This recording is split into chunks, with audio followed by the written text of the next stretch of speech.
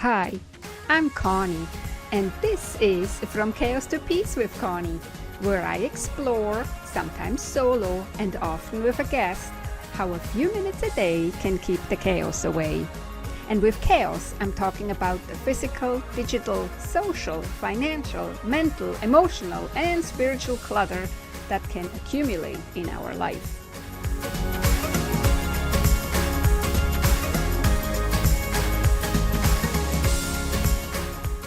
Well, hello, my friend. Welcome. How are you doing? Thank you so much for allowing me back into your ears. This is episode number 129 from the From Chaos to Peace podcast, where a few minutes a day keep the chaos away and where you learn how clutter is so much more than you think.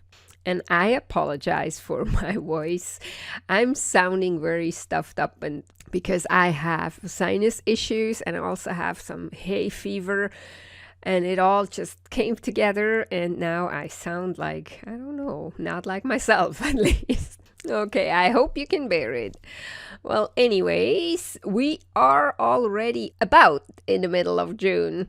It really doesn't take much, and we're there. I mean, how are you doing with your intentions and your goals for 2022? Are you still working on them, or are you part of the 95% who abandoned them way back in January already?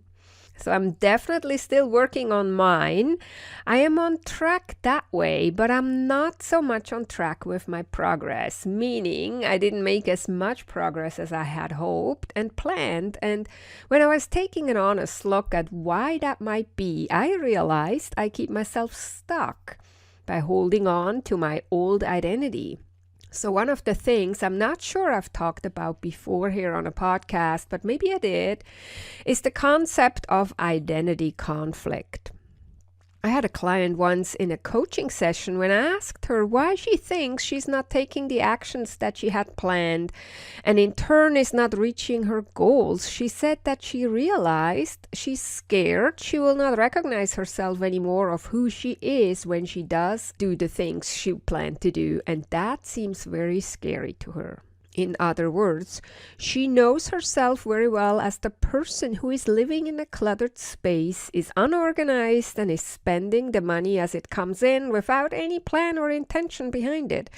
And that's how she's identifying herself with. That's her identity, and she doesn't want to let go of that identity because it is familiar and the new identity is scary.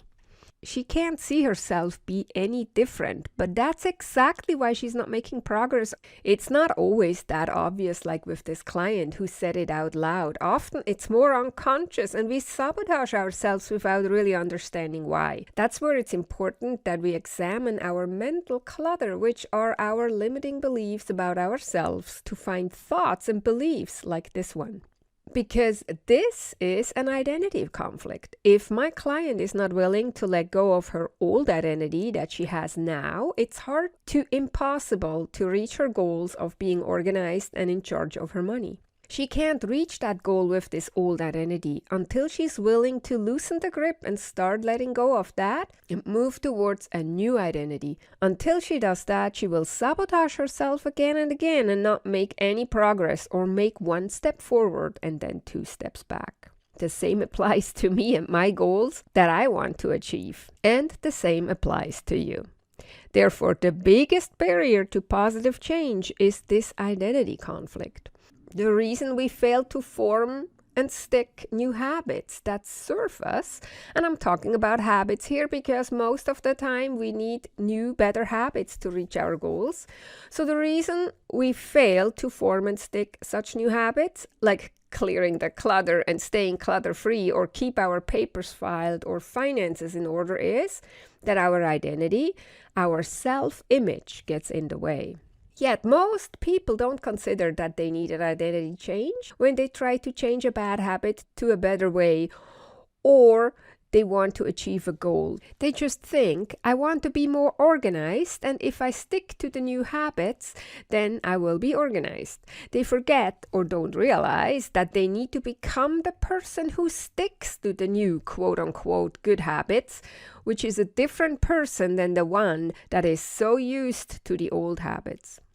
They start by setting a goal of what they want to achieve and figure out the new habit they need to implement into their routine, and then they start full of hope and motivation. The first few days might go really well, but then because they haven't considered their identity, the limiting or sabotaging beliefs they have about themselves, and they don't address the negative self-talk that goes on in their head, they soon fall back into their old habits and nothing changes. Does that sound familiar? Well, it sure sounds familiar to me. Then we think, oh, well, I'm just doomed. I'm the person who can't be organized or be intentional with my money, which of course is a lie and a limiting belief. It's mental clutter. This belief is what drives your actions, my friend. So if you don't consider your beliefs about yourself and declutter the ones that don't serve you but sabotage you, you are not going to reach your goal. Your identity, your self-image will keep you stuck right where you are. It is one thing to say, I want to achieve the goal of being organized and intentional and in charge of my finances. But it's something very different to say, I am the type of person who is organized and is in charge of my finances. When your behavior and your identity are aligned, what you are doing is you are identifying and acting like the type of person who is organized and is in charge of their finances. So it's much easier to do what you need to do.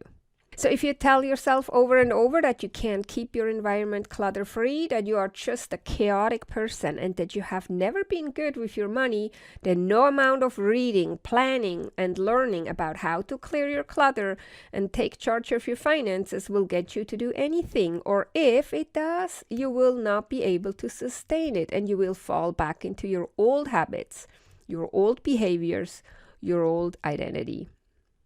So often we are in a hurry to get away from where we are now, and we're searching for the magic wand to wave to get us there.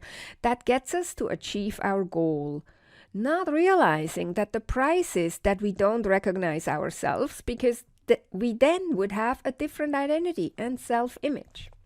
Of course, there is no magic wand anyone can wave, but even if anybody could, your old identity would be gone and you would have a new one because that would be part of the wand waving.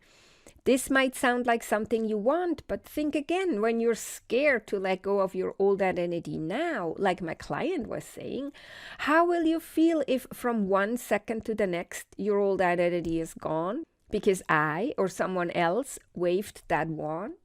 On these decluttering shows, where a crew comes in, declutters the whole house and then reveals it to the owner, how do you think they feel in their new home? I think in the beginning it is exciting, but then probably when the cameras are gone and the initial excitement is over, they start feeling lost. They start feeling like a stranger in their own home. Without dealing with their stuff themselves, going through the process and learning new supportive habits along the way, changing their identity, they will just clutter up their environment and soon their house looks similar than it did before. Their identity hadn't changed and the environment is always a reflection of your identity. So I invite you to investigate your goals and see if you took into consideration and are actively working on changing your identity and self-image too. If not, start doing it. Start working towards changing your identity and letting go of the old one. Ask yourself, if I am the type of person who is organized and is in charge of my finances, how does that feel? What would she think? What would she do? And then start moving towards identifying yourself with her and acting from that kind of energy and that kind of identity. You might want to consider hiring a coach to help you with that. I know I'm so glad I have a coach helping me with my goals and shedding my old identity.